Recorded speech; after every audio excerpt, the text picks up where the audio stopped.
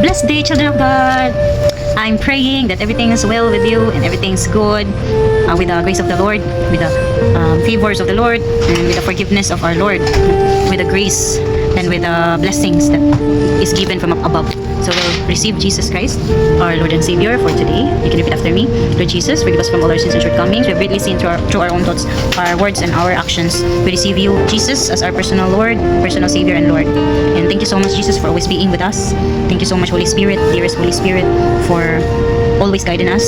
And of course, the Creator, Heavenly Father, thank you so much for all the plans for each one of us to prosper us, not to harm us. Thank you for your great love. And we would like to know your message to each one of us through our Bible verse randomly picked today. My Bible is an NLT version, and we'll choose which verse we're going to have for today. It comes from the book of 1 Samuel. Nag-pray din si Hannah na siya. My heart rejoices in the Lord. The Lord has made me strong. Now I have an answer for my enemies. I rejoice because you rescued me. No one is holy like the Lord. There is no one beside you. There is no rock like our God. Stop acting so proud and haughty. Don't speak with such arrogance, for the Lord is a God who knows what you have done. He will judge your actions. The bow of the mighty is now broken, and those who stumble are now strong. Those who were well fed are now starving, and those who were starving are now full. The childless woman now has 7 children, and the woman with many children wastes away. The Lord gives both death and life. He brings some down to the grave, but raises others up. The Lord makes some poor and others rich. He brings some down and lifts others up. He lifts the poor from the dust and the needy from the garbage dump. He sets them among princes, placing them in seats of honor.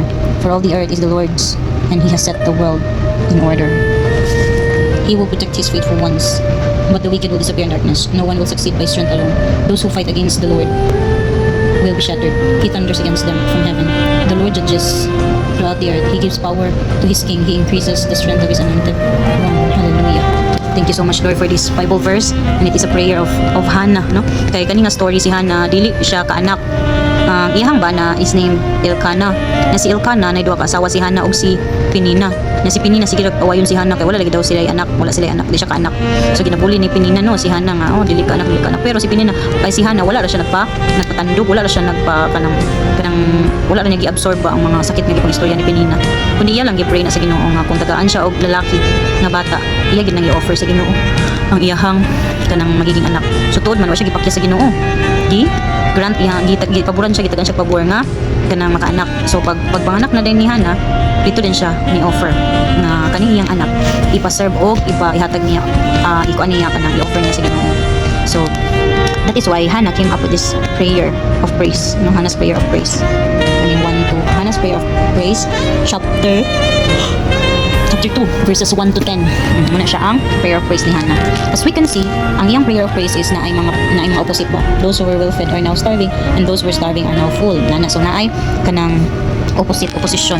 Kung na ay rich, na apoy poor. Kung na ay kanang beautiful, na apoy dili. Minana pa. So na ay kanang gigutom, na apoy grabe kabusog. So sa iyahang praises kay nakabati man pud siya og mga kalisod. So iyahang gi-appeal sa iyang prayers nga mabot ra ang panahon nga ang mga naglisod, mao ang mapaboran. Pero ang katong mga kanang dato na kuan na hinahigam na sa mga kuan sa lapi na sa mga riches, no, kuan na ipatry na sa Ginoo nga kuan kanang dili lang ma-poor, pero ma-down ba sila, no, labi na katong mga tao nga arrogante o mapahitason kana. So ginadown na siya sa Ginoo. And it says here also with Hannah's prayer of praise, those who fight against the Lord will be shattered. He thunders against them from heaven. The Lord judges throughout the earth. He gives power to His king.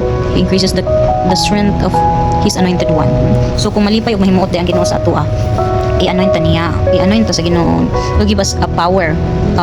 I-anoint ta sa Ginoo, i-anoint ta sa Ginoo og i-increase niya ang atong strength nga mo padayon ta sa pagpanginabuhi. So that's it, I think, for today. A challenge only for us is never give up praying. Kaya if naa kay gipangayo sa Ginoo, and then dugay man ka siya maabot sa imo, at least you will not give up in praying and asking that one to God. Because time will come, the right time will come, your prayers will be granted. So that's all for today, and be blessed. Bye!